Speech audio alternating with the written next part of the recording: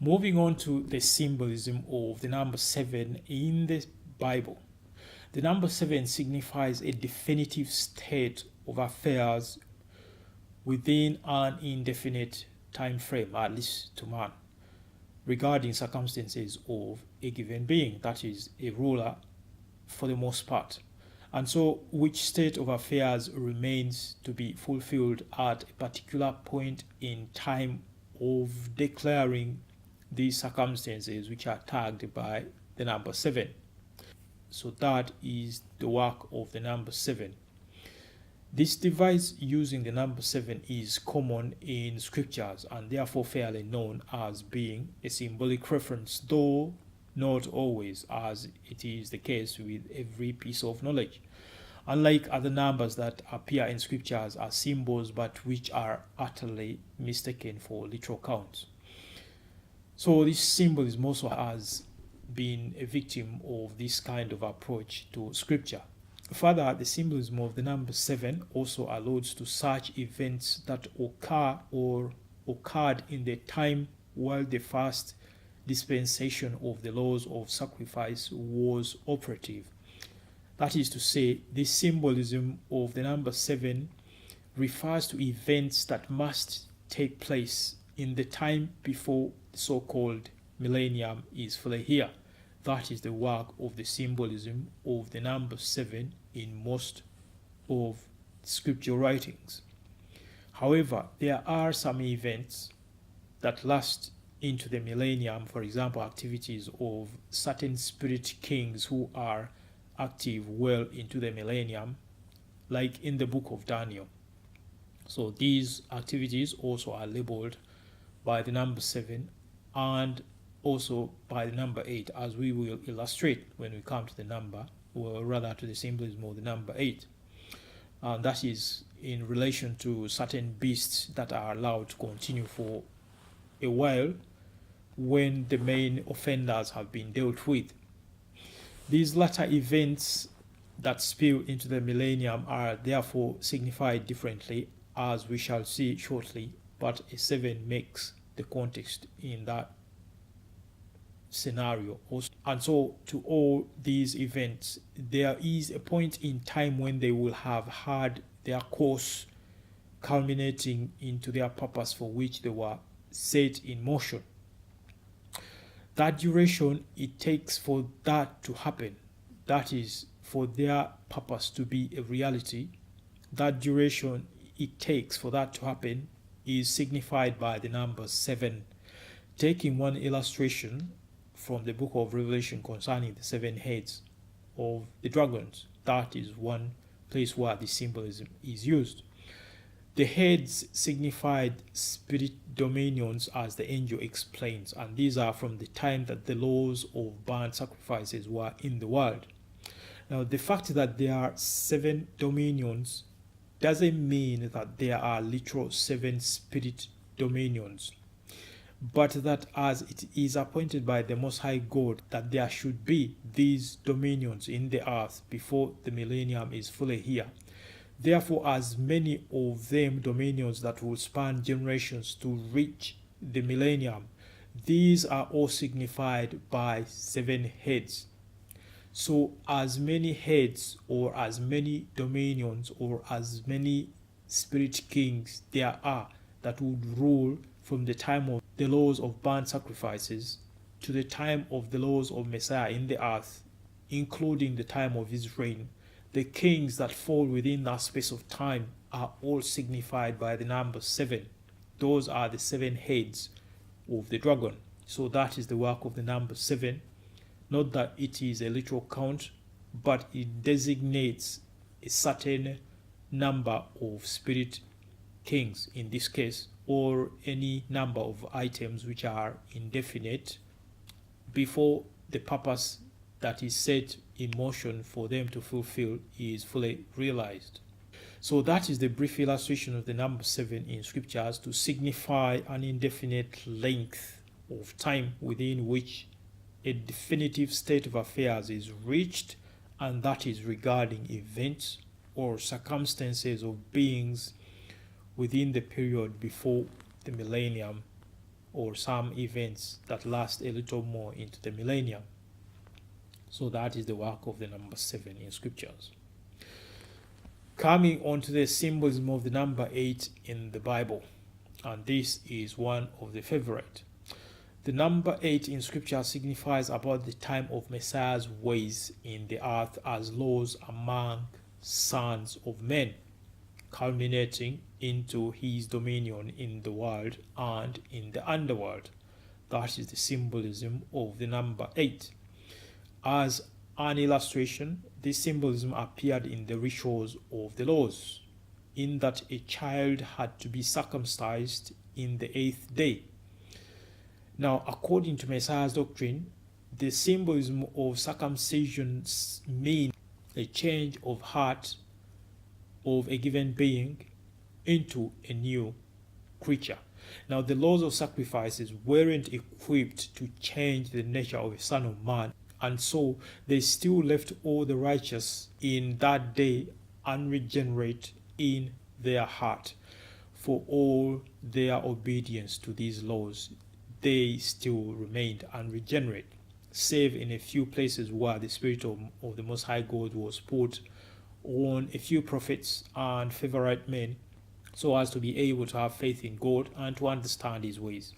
That change of the heart is what is signified as circumcision of the heart. And so because Messiah's ways would be the ones to achieve that change, changing evil hearts of sons of men, and again because the day of Messiah's ways in the earth is signified by the number 8, therefore God signified a true change of the heart coming in the day of Messiah's day, which day is the circumcision of all males, and which day was signified by the number 8.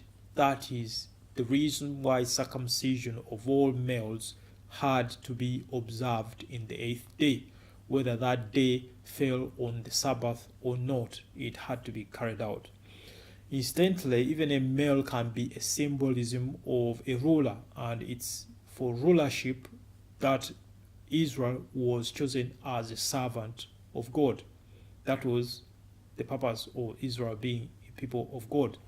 And so the male child also is a symbolism for rulership, as can be observed in the book of Revelation, where it says that a male child was born and he was caught up to the throne of God. It just means servants who are in the ways of Messiah.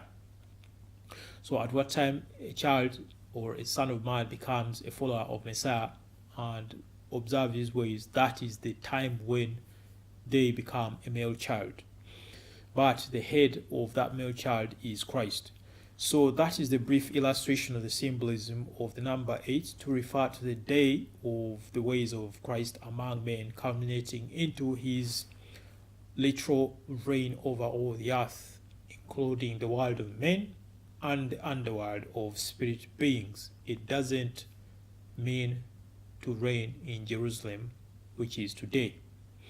One more illustration of the symbolism of the number 8 is the day on which cleansing of a soul in the books of Moses was supposed to be observed. That is, cleansing a soul from their uncleanness. It was meant to be done on the 8th day. The choice of the 8th day signified the final and acceptable spiritual cleansing of a soul, that being predicated on the symbolism of the number 8, which signifies that the ways of Messiah would be in the earth, and which are the only way to holiness. In this study, we are skipping a lot of examples by citing only a few illustrations because there's a lot to cover, and for the sake of getting acquainted with this concept of numerical symbolism, that's why we quote just a few illustrations. But in due course, an elaborate study of these numerical symbols is on the way. Now, one more brief but peculiar place of this symbolism of the number 8 is in the book of Revelation, where the angel stressed that there were several categories of beasts, some falling into the category of 5 another falling into the category of 7 and 8 simultaneously. Now notice that he says the beast is an eighth and not the eighth. It is because the symbolism of 8 was at work in that what beasts were on the scene before Messiah's day, they are signified as being of the 5 that fell. But beasts that started a little before or at Messiah's coming and well into his day of reign, these are signified both by the number 7 and by the number 8, and referred to as an eighth beast, not because this beast was reckoned in series of literal counts, but that the nature or timing of his activities in the earth spans both Messiah's day as well as the time before Messiah's ways were in the earth, and for which two periods of the activities of this beast signified as an eighth, and who is said yet to come, and who had already been, was signified as an eighth beast, and yet of the 7. That is, the intricacy of the symbolism of the number 8 and the number 7 at work on the same beast. So that suffices for this symbolism, just to name but a few examples. But care to turn those pages of the Bible, and you will find more instances of the symbolism of the number 8 at work.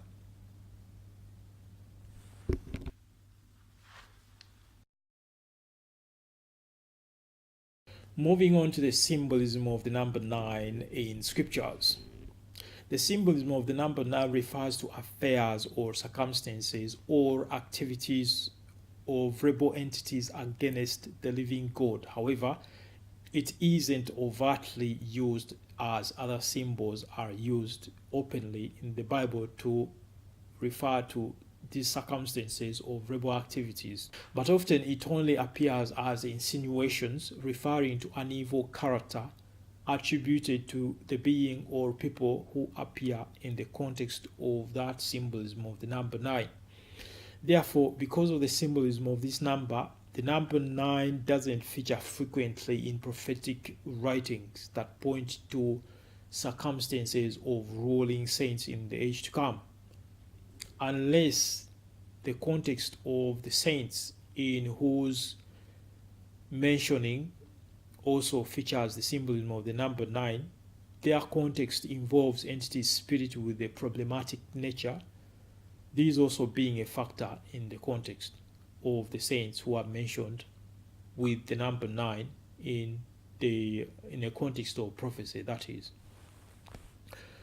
For example, this figure of 9 in the whole numbering of the tribes of Israel in the book of Numbers, with all the large sums of males that were counted in Israel, it only features in one tribe, and that is of Simeon.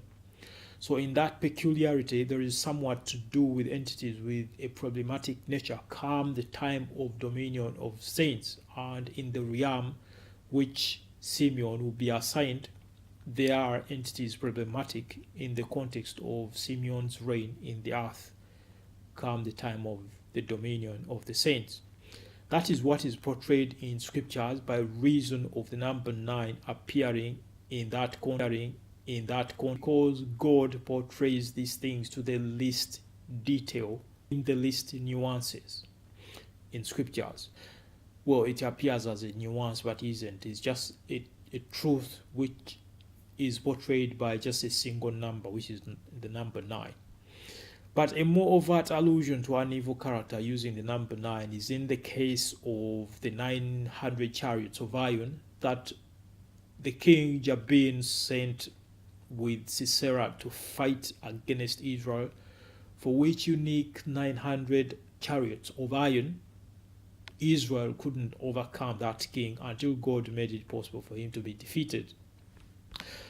And so the point to note here is that on top of the symbolism of 9 in this very verse being a reference to rebel entities, there is added also the aspect of the symbolism of iron in that verse.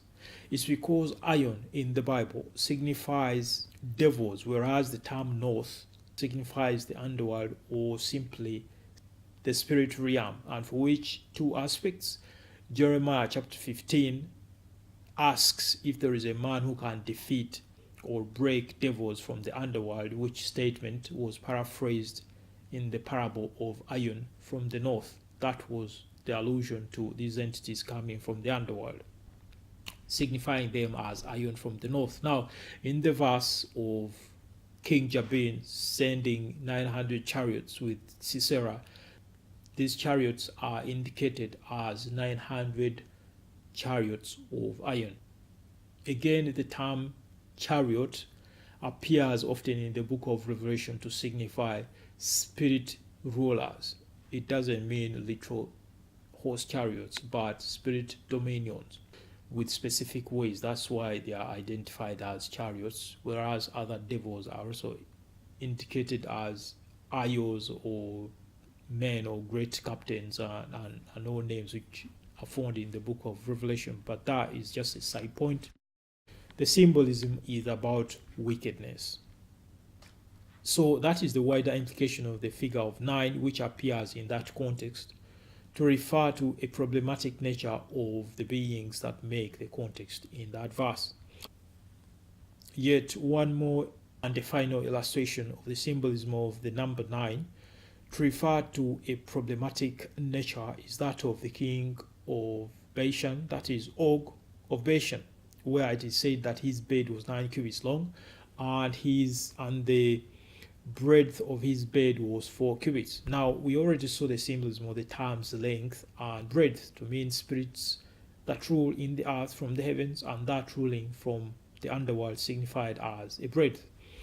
Other symbols in that verse are namely a bed, which signifies duties enjoined upon one from a higher authority, or prerogatives of a person in a matter. That is the symbolism of the bed. Whereas the term Bashan is a symbolism of dominion of powerful but evil spirit princes over the earth, and which dominion God says in Psalm that he will turn or overturn for the sake of his saints, and that is his dominion. There are a few more places, but this will suffice for the examples of a symbolism of 9 in the Bible.